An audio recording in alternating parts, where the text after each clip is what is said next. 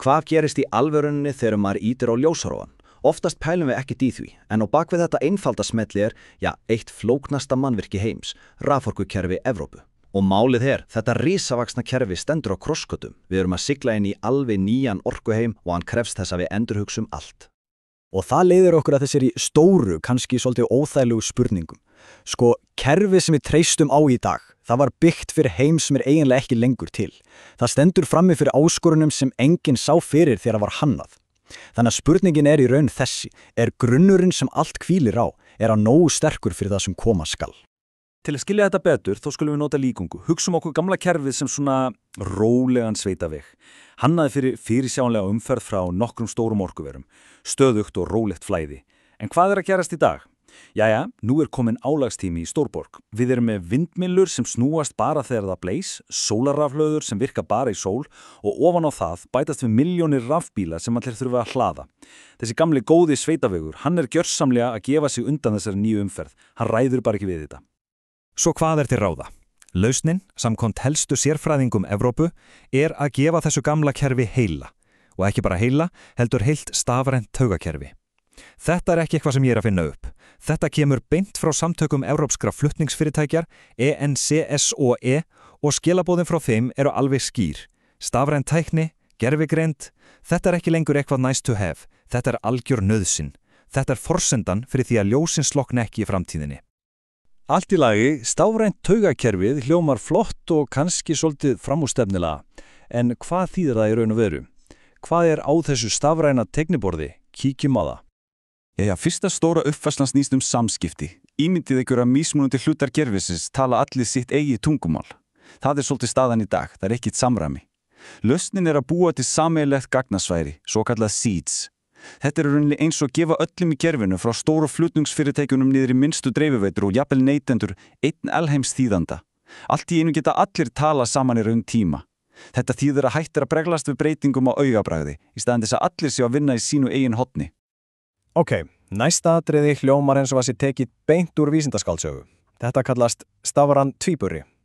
Hvað það?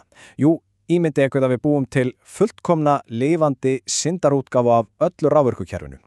Ekki bara einhverja teikningu, heldur lifandi eftirmynd í tölvu. Þetta í grunninn flúhjermir fyrir allt raforkukerfið.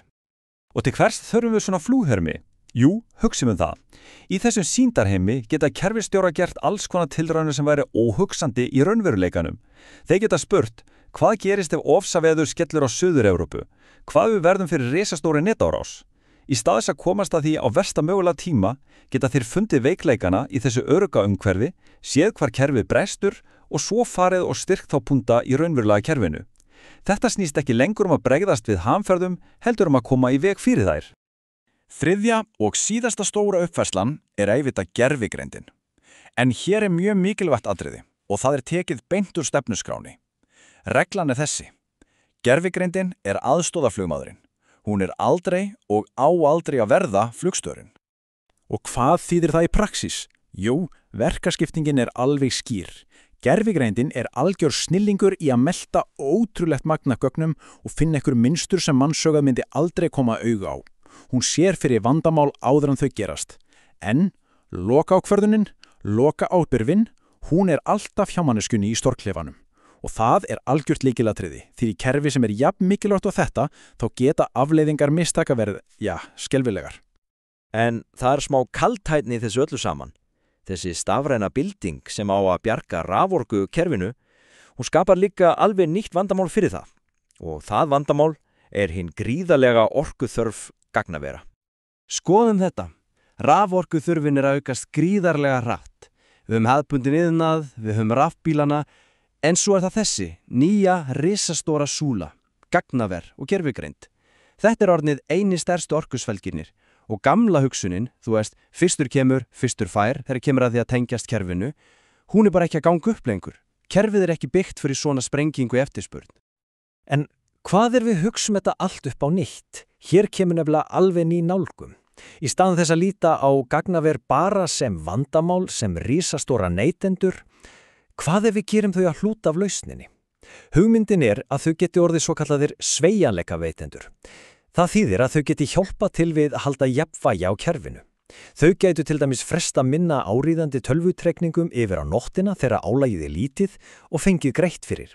Þau verða þá virkir þáttakandur, ekki bara passífir neytendur. En öll þessi frábæra tækni er einskisvirði ef við gleymum 2 leikilþáttum. Þessi umbreyting snýst nefnilega ekki bara tölvukóða og kabla. Hún snýst fólk og hún snýst reglur. Og þetta er grunnurinn sem verður að vera til staðar. Í fyrsta lagi, fólkið.